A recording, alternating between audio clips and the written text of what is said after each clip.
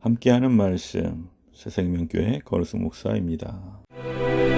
다윗이 들에 숨으니라. 초하루가 되매 왕이 앉아 음식을 먹을 때 왕은 평시와 같이 벽곁 자기 자리에 앉아있고 요나단은 서있고 아브넬은 사울 곁에 앉아있고 다윗의 자리는 비었더라.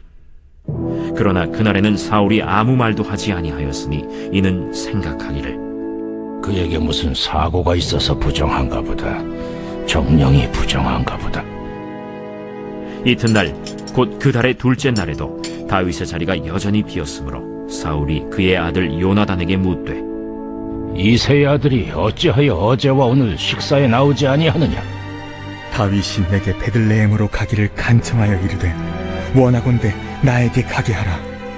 우리 가족이 그 성읍에서 제사할 일이 있으므로 나의 형이 내게 오기를 명령하였으니 내가 내게 사랑을 받거든 내가 가서 내 형들을 보게 하라 하였으므로 그가 왕의 식사 자리에 오지 아니하였나이다 하니 사울이 요나단에게 화를 내며 그에게 이르되 배영무도한 계집의 소생아, 내가 이새의 아들을 택한 것이 내 수치와 내 어미의 벌거벗은 수치됨을 내가 어찌 알지 못하랴? 이새의 아들이 땅에 사는 동안은 너와 내 나라가 든든히 서지 못하리라. 그런즉 이제 사람을 보내어 그를 내게로 끌어오라. 그는 죽어야 할 자이니라. 그가 죽을 일이 무엇이니까? 무엇을 행하였나이까? 사울이 요나단에게 단창을 던져 죽이려 한지라. 요나단이 그의 아버지가 다윗을 죽이기로 결심한 줄 알고 심히 노하여 식탁에서 떠나고 그 달의 둘째 날에는 먹지 아니하였으니 이는 그의 아버지가 다윗을 욕되게 하였으므로 다윗을 위하여 슬퍼함이었더라. 사울과 요나단은 부자지간이면서도 완전히 다른 가치관을 따르며 살았습니다.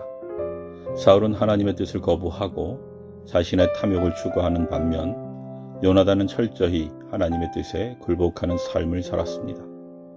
그 결과 두 사람은 다윗이라는 한 사람을 놓고 완전히 다른 태도를 보였습니다.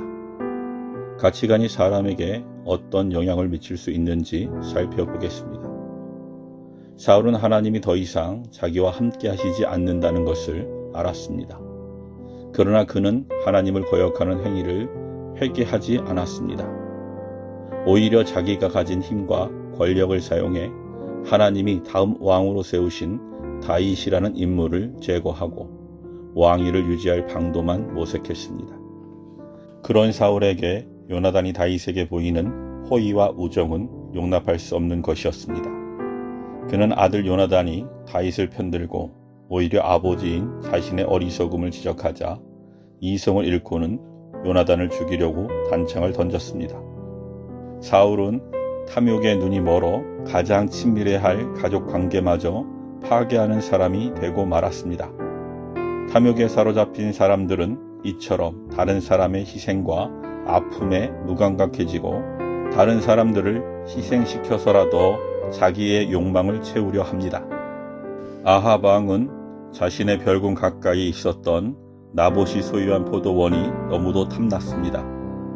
그는 나봇에게 값을 치르고 그 포도원을 사겠다고 했지만 조상이 물려준 기업을 나봇은 함부로 팔 수 없었습니다. 결국 아합과 왕비 이세벨은 나봇을 죽이고 포도원을 차지했습니다. 그러나 탐욕 때문에 사람을 죽인 그들은 하나님의 철저한 응징을 받았습니다. 성도들은 탐욕을 충족하기 위해 살아가는 세상 사람들 사이에서도 하나님을 마음과 뜻을 다해 사랑하고 이웃을 자기 자신처럼 사랑하라고 하신 예수님의 계명에 충실히 순종하는 삶을 살아가야 합니다. 요나단은 아버지가 다윗을 죽이려는 것을 알게 되자 다윗을 돕기 위해 최선을 다했습니다. 그는 하나님이 다윗을 왕으로 선택하셨다는 것을 깨닫고 그분의 뜻에 전적으로 순종했습니다.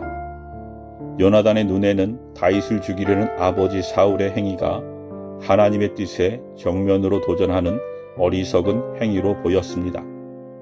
그는 다윗을 대신해 아버지에게 항변하고 다윗의 처지를 깊이 공감하며 슬퍼했습니다. 요나단같이 하나님의 뜻에 순종하며 살아가는 사람들은 자기를 희생해서라도 다른 사람을 돕고 구원하는 일을 기쁘게 감당합니다. 이러한 삶의 가장 큰 본을 보여주신 분이 바로 우리 구주 예수 그리스도이십니다. 주님은 죄인들을 대신해 죽으심으로 구원의 길을 열어놓으셨습니다. 그리고 수많은 하나님의 자녀가 예수님의 본을 따라 다른 사람을 구원하기 위해 자신의 인생을 던졌습니다. 독일 간호사인 엘리자베스 조안나 쉐핑은 1912년 32세부터 54세에 소천하기까지 22년 동안 일제강점기에 신음하면서 의료 혜택도 제대로 받지 못하던 우리나라 사람들을 보살피며 일생을 헌신했습니다. 그녀가 희생적 삶을 살았던 이유는 단 한 가지, 하나님의 뜻을 따르고자 했기 때문입니다. 하나님은 당신의 자녀가 모든 당신의 뜻을 삶의 최우선 가치로 여기며 살기 원하십니다. 만약 우리가 하나님의 뜻에 순종하기로 결단한다면 하나님은 사람들을 구원하기 위해 우리 삶을 선하게 변화시키실 것입니다. 다른 사람을 우리의 욕심에 따라 대하면 건강한 관계를 유지할 수 없습니다. 이기심이 상대방에게 상처와 손해를 입히는 결과를 가져오기 때문입니다. 하나님이 우리의 구원을 위해 희생적인 사랑을 보이신 것처럼 우리도 손해를 기꺼이 감수하고 주님의 뜻을 따라 우리의 권리를 포기할 때 우리는 이웃과 건강한 관계 안에 머물 수 있을 것입니다. 아멘.